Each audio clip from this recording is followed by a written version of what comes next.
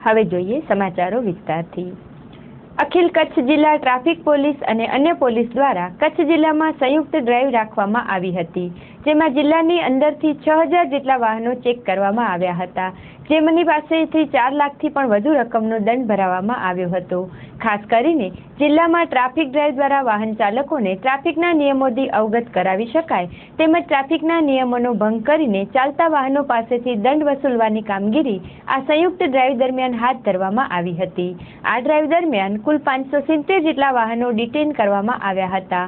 અત્રે ઉલ્લેખનીય છે કે આ સમગ્ર ડ્રાઈવ દરમિયાન લાયસન્સ વગરના અને હેલ્મેટ પહેર્યા વગર વાહનો ચલાવતા લોકો સામે મોટી સંખ્યામાં દંડાત્મક કાર્યવાહી કરવામાં આવી હતી।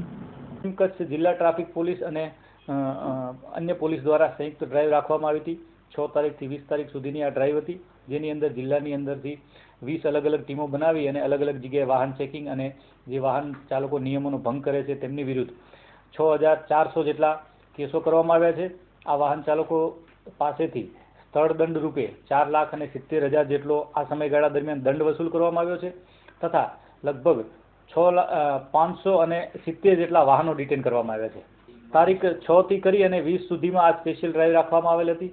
આ ડ્રાઈવ દરમિયાન જનરલી 5 બાબતો ઉપર ફોકસ કરવામાં આવ્યું હતું, જેની અંદર 1 લાયસન્સ વગર વાહન ચલાવતો કોઈ વાહન ચાલક પકડાય, નંબર 2 સીટ બેલ્ટ બાંધ્યા વગરનો કોઈ પણ વાહન ચાલક પકડાય, નંબર 3 હેલ્મેટ પહેર્યા વગર કોઈ પણ 2 વ્હીલર વાહન ચાલક પકડાય, નંબર 4 ડ્રાઇવિંગ કરતા કોઈ પણ વાહન ચાલક ફોન ઉપર વાત કરતો હોય અને નંબર 5 કે પોતાની નંબર પ્લેટ ઉપર ગેરકાયદેસર લખાણ લખેલ હોય। આવા 5 બાબતો ઉપર ફોકસ કરી અને આ ડ્રાઈવ ચલાવવામાં આવી હતી।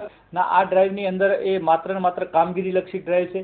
પબ્લિક અવેરનેસ થાય એવા પ્રોગ્રામ અમે કર્યા છે, જેની અંદર પેમ્પલેટો પણ આપ્યા છે કે ભાઈ પબ્લિક દંડ વસૂલ કરે છે તો આ ન કરવા માટે શું કરવું જોઈએ। અને આ ડ્રાઈવથી એક સ્પેશિયલ ઇફેક્ટ ઊભી થાય છે તથા એક વસ્તુ છે કે આ ડ્રાઈવ હવે 30 તારીખ સુધી લંબાવવામાં પણ આવી છે।